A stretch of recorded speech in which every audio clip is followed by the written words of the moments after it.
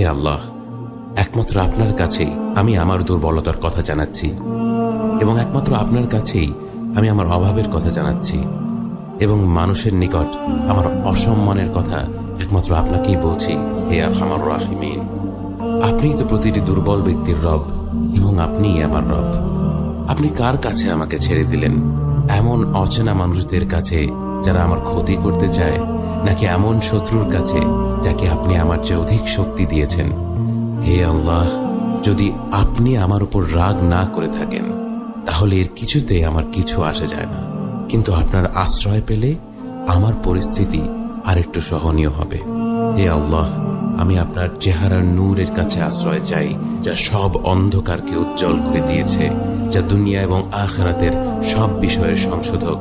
আল্লাহ, আপনার রাগ এবং অসন্তুষ্টি থেকে আমি রেহাই চাই। আল্লাহ, এ সব কাজই